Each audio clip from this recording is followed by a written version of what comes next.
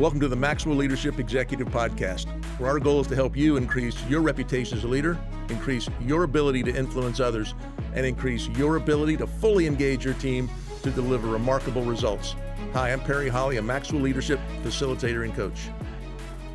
And I'm Chris Cody, Executive Vice President with Maxwell Leadership. Welcome and thank you for joining. If you're interested in downloading the learner guide that Perry created for us today with the lesson and the content, we're going to talk about that. I would love for you to go to maxwellleadership.com/podcast, and there you can leave a question or a comment. Also, access to a blog that goes along with some of the content that we're providing for you today.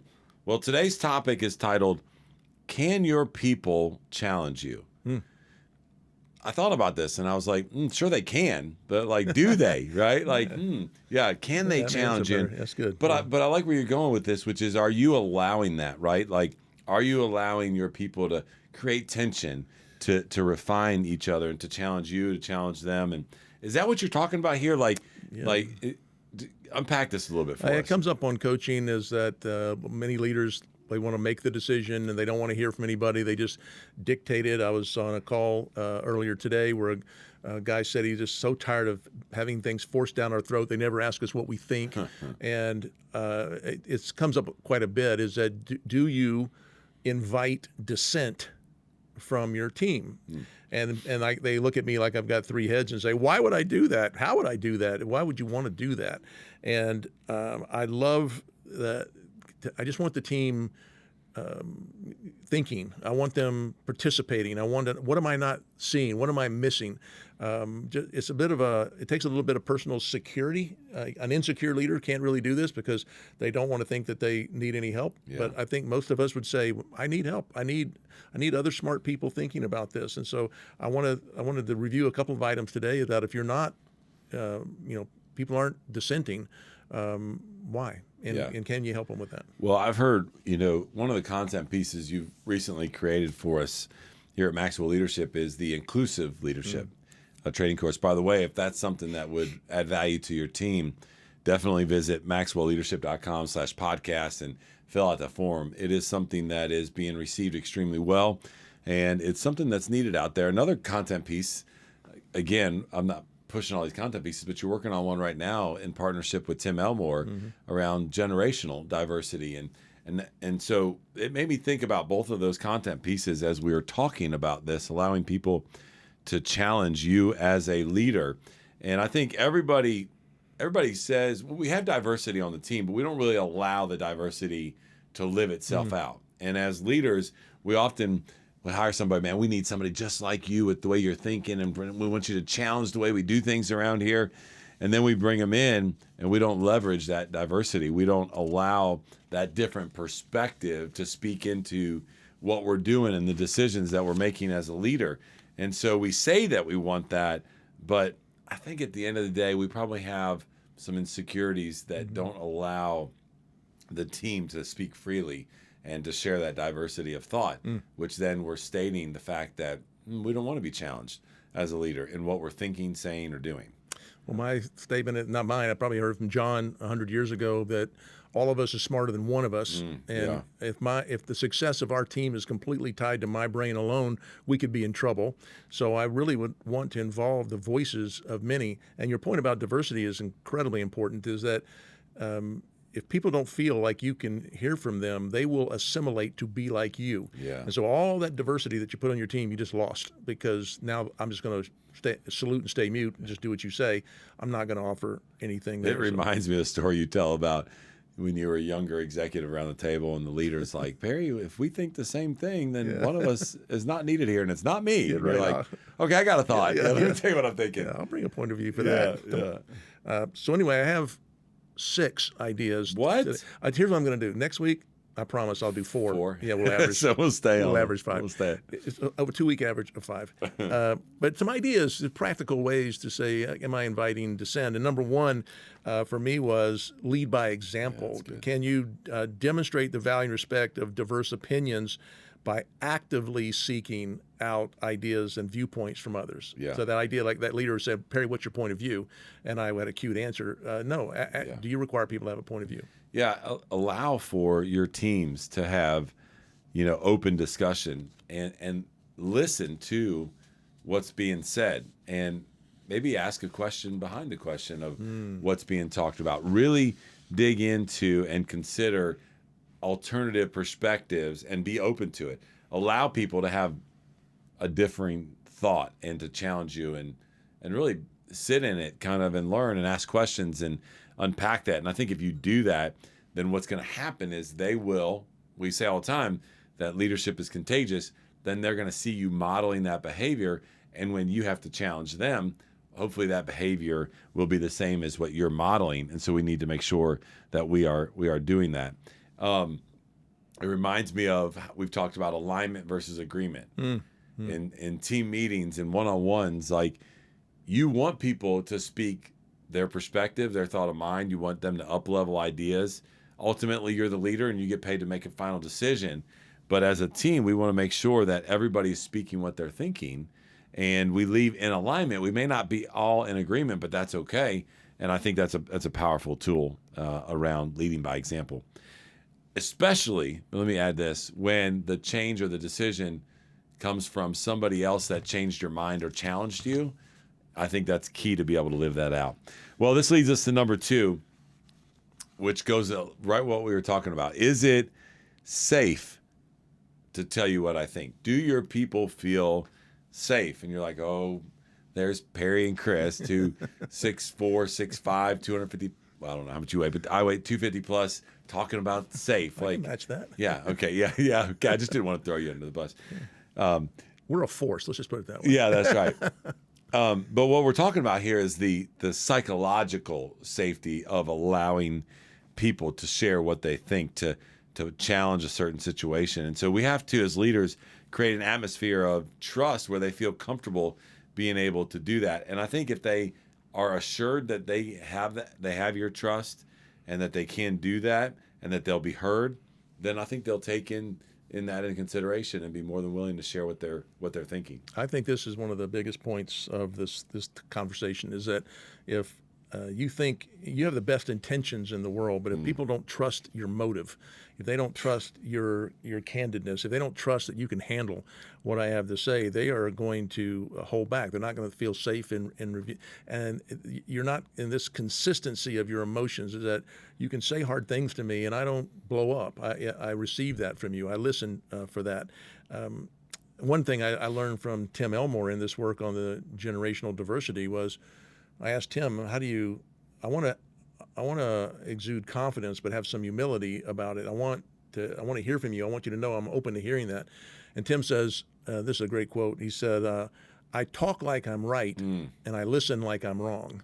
And I just love that. I can talk with confidence and be bold, but I also want you to talk with confidence and be bold. So when I finish talking, I think I'm right, but I'm going to listen like I'm wrong. That's so good. Which brings in a dose of humility and teachableness to me that invites people to say, man, my boss is kind of teachable.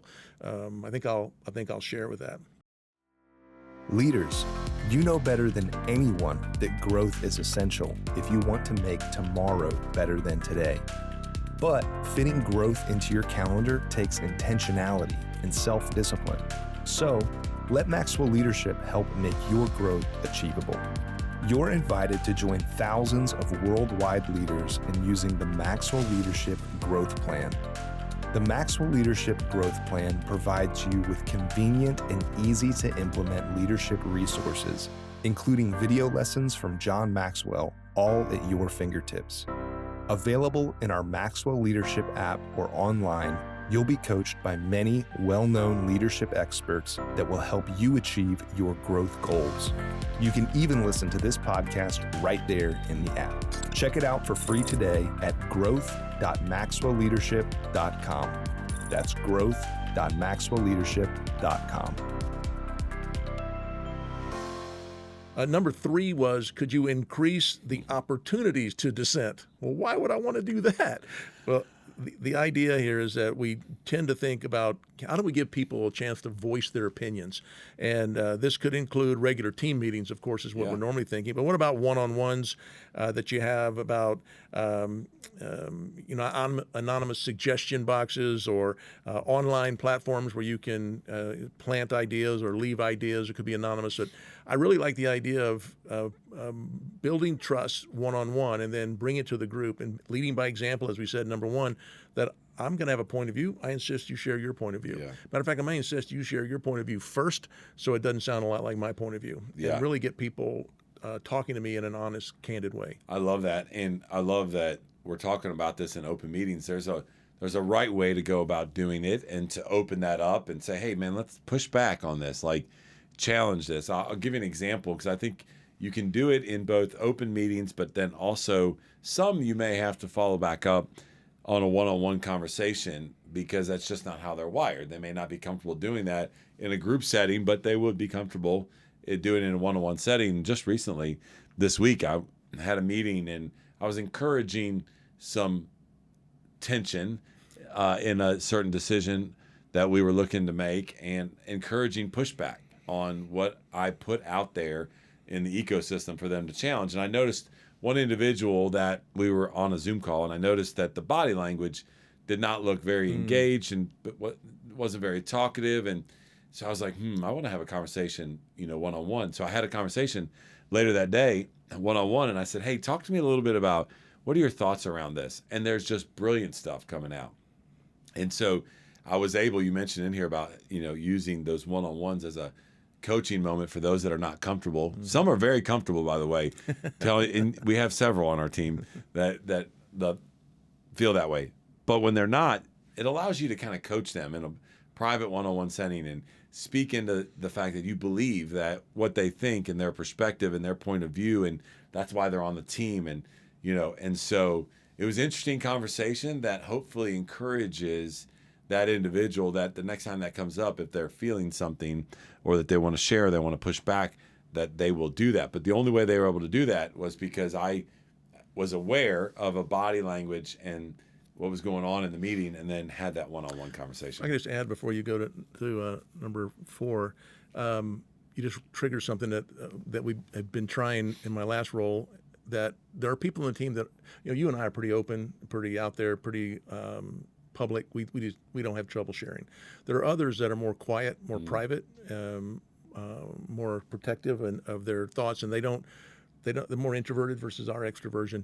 One thing you can do to help the quiet or the introverted is to give them, if you're going to have a discussion of something, seed it with them in advance. Let them know, here's what we're going to be talking about in the meeting. Could you put some thought in this before coming to the meeting?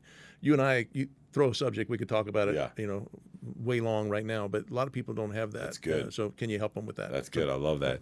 Well, number 4 of 6. Number 4 is ask thought-provoking questions.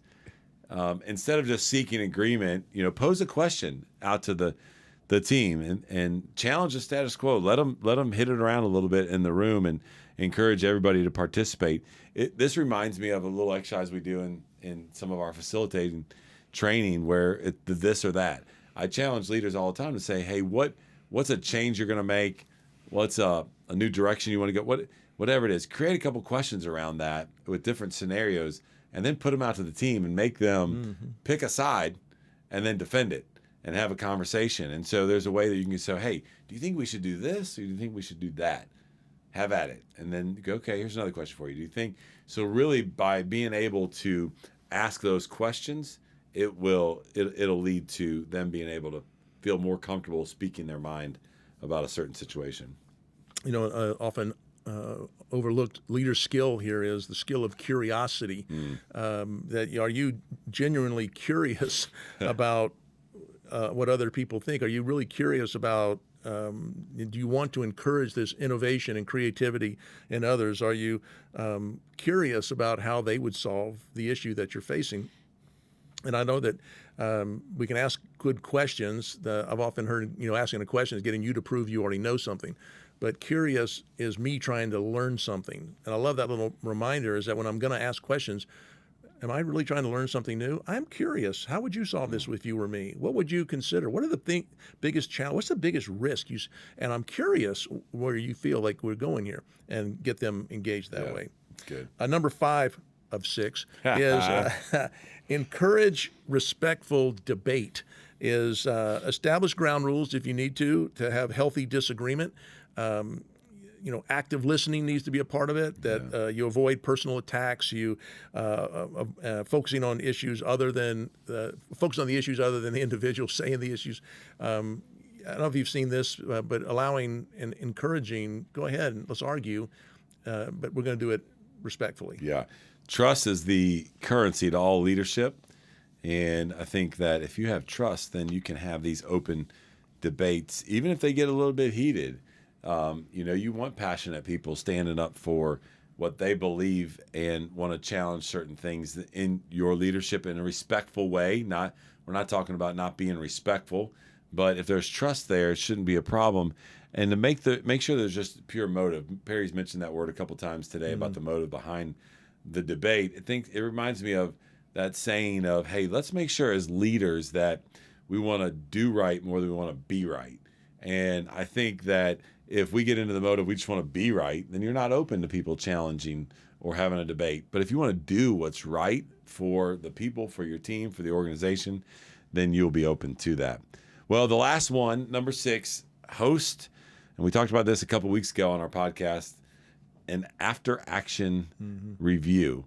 And we want to make sure that you reflect on kind of the decisions that may have changed when you were challenged, and then share. I love this too, is I want to share and encourage team members to say, hey, you know what? I was thinking down this way. And then when I look at the kind of reviewing what we did, you said something that challenged my thinking, and then we ended up doing it this way, and I think it worked a whole lot better. Hey, thanks for being willing to do that. And so I think if you can just encourage people by talking about the lessons learned, the feedback, and how challenging those situations impacted that decision, I think you'll continue to get it in the right way. I do too. And the bottom line is, I really want my team thinking like owners, not like hired hands. Yeah. I need them to, what would they do if they were me? I need to know that they can contribute. I need to leverage their diversity of thought, diversity of backgrounds, diversity of come from, that they see things different than me. If we're all like me, like you said, one of us isn't necessary. So I really want to leverage that diversity. I don't want them to assimilate to be like me. I want to leverage the diversity. I spent a long time building on this team so that we get the best outcome possible. Yeah. Well, as I wrap up, can people challenge you? 100%. Are you going to allow them to challenge you? Man, I hope so, because I think rising tide raises all boats.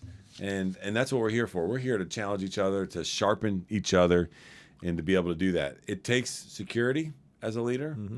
But remember, if the motive's pure, you'll be open to that. And you got to lead by example. You have to be willing to be challenged before I think you can challenge other people. And so just keep that in mind, and hopefully dive into the 6 items that we talked about.